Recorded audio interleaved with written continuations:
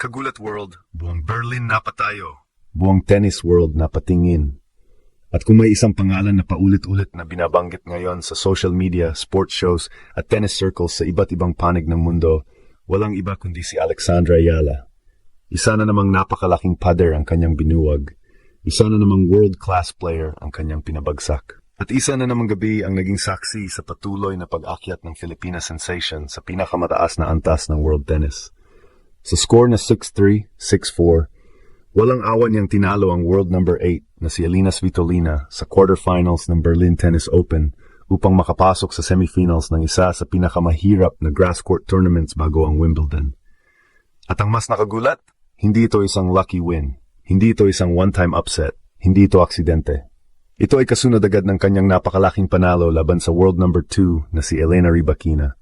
Magkasunod, back to Rybakina. Dalawang top 10 play, parehong straight sets. Sa isang grass court tournament, kung saan inasahan ng marami na mahihirapan ang mga mas batang manlalaro laban sa mga veteranong espesyalista sa surface na ito. Ngunit ibang Alex ang nasasaksihan ngayon ng buong mundo. Habang nagaganap ang laban, nagliyab ang social media. Sunod-sunod ang mga post mula sa mga tennis fans, sports analysts at mga Pilipino mula sa iba't ibang panig ng mundo. May mga nagsabing isa itong fairy tale run. May mga nagsabing ito na ang tunay na breakout moment ni Alex sa grass season. May mga nagsabing wala nang gustong makaharap siya na ngayon sa draw. At habang lumalalim ang laban, lalo lamang tumitindi ang paniniwalang may special na nangyayari. Kapansin-pansin sa buong laban ang control ni Alex. Matalas ang kanyang returns. Disiplinado ang kanyang baseline game. Napakababa ng kanyang unforced errors kumpara sa karaniwang pressure-packed matches sa antas na ito.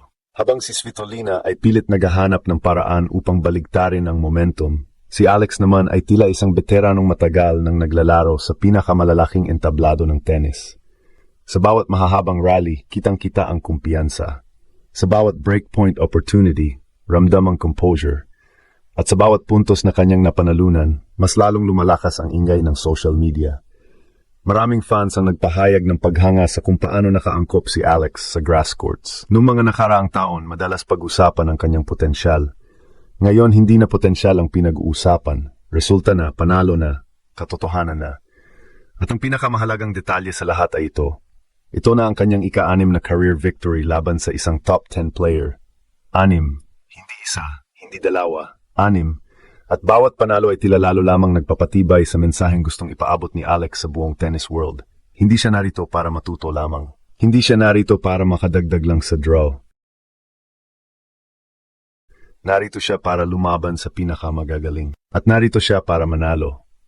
Habang papalapit ang pagtapos ng laban, may ilang sandali na nakitaan siya ng counting nerbiyos habang sinusubukang isara ang laban sa isang mandirigmang tulad ni Svitolina. Ngunit tulad ng mga tunay na kampiyon, hindi siya nagpatinag.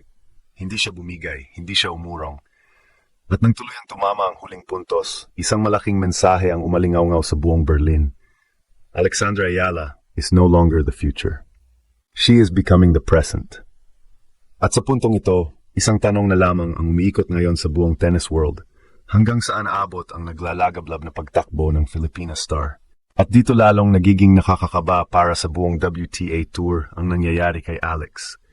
Dahil kung titingnan natin ang mas malaking larawan, hindi na lamang ito tungkol sa isang panalo laban kay Elina Svitolina. Hindi na lamang ito tungkol sa isang semifinals appearance. Hindi na lamang ito tungkol sa isang magandang linggo sa Berlin. Ang tunay na usapan ngayon ay kung may bagong puwersa na bang tuluyang sumasabog sa world tennis. Sa loob lamang ng ilang araw, dalawang higante ang kanyang pinabagsak. Una, si Elena Rybakina.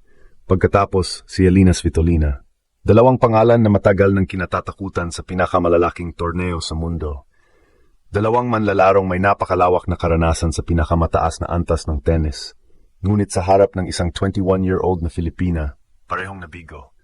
At ito ang dahilan kung bakit sumabog ang social media matapos ang laban. Sunod-sunod ang mga post ng mga fans na hindi makapaniwala sa kanilang nasasaksihan. Marami ang nagsabing ito na ang isa sa pinakamagandang tournament runs sa kasaysayan ng Philippine tennis.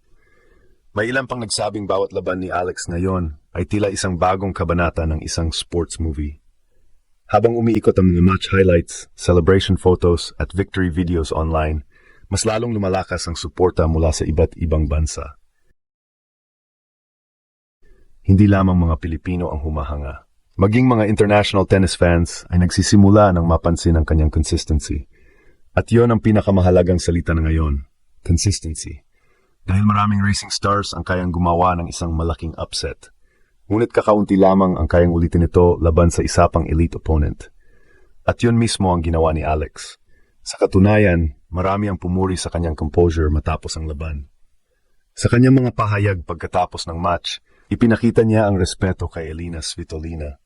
Tinawag niya itong isang fighter, isang manlalarong hinangaan niya habang lumalaki. At para sa maraming fans, lalo nitong ipinakita ang maturity ng batang bituin. Sa kabila ng kanyang sunod-sunod na tagumpay, nananatili siyang kalmado, nanatiling nakapokus, nanatiling mapagkumbaba. Ngunit siyempre, hindi mawawala ang mga kritiko. May ilan na agad naghahanap ng dahilan. May ilan na nagsabing hindi raw nasa pinakamahusay na kondisyon si Svitolina. May ilan na nagsabing marami raw errors ang kanyang kalaban. May ilan na pilit binabawasan ang halaga ng kanyang tagumpay. Ngunit mabilis ding dumating ang sagot ng mga taga-suporta. Dahil sa puntong ito, gaano pa karaming beses kailangang patunayan ni Alex ang kanyang sarili. Kapag nakatalo ka ng isang top 10 player, maaring tawagin itong upset. Kapag nakadalawa ka ng sunod-sunod, maaring tawagin itong momentum. Ngunit kapag paulit-ulit mong ginagawa ito laban sa iba't ibang estilo ng mga elite players, iba nang tawag doon, legit contender. At ngayon, isa na lamang natitirang hadlang bago ang finals, si Linda Noskova. Isa na namang batang bituin. Isa na namang mapanganib na kalaban. Isa na namang malaking pagsubok.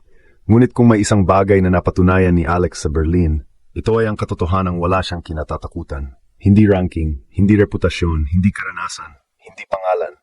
Sa bawat laban, mas lalo siyang lumalakas. Sa bawat panalo, mas lalo siyang nagiging kumpiyansa. Sa bawat upset, mas lalo siyang nagiging sentro ng usapan sa buong tennis world. At habang papalapit ang Wimbledon season, nagsisimula ng magtanong ang maraming eksperto at fans. Ito na ba ang tournament na tunay na magpapakilala kay Alex bilang isa sa mga susunod na malalaking bituin ng women's tennis? Dahil sa ngayon, hindi na lamang Pilipinas ang nanonood, hindi na lamang Asia ang nakatingin, buong mundo na. At matapos ang sunod-sunod niyang pagwasak sa mga top 10 players, isang mensahe ang malinaw na ipinadala ng Filipina sensation sa buong WTA Tour. Kung dati ay siya ang nangangarap na makasabay sa mga pinakamagagaling, ngayon, siya na ang unti-unting hinahabol. At kung magpapatuloy ang apoy na ito sa Berlin, maaring hindi lamang semifinals ang kanyang destinasyon. Maaring isang mas malaking kasaysayan ang naghihintay. At ang nakakatakot para sa kanyang mga susunod na kalaban, nagsisimula pa lamang si Alex.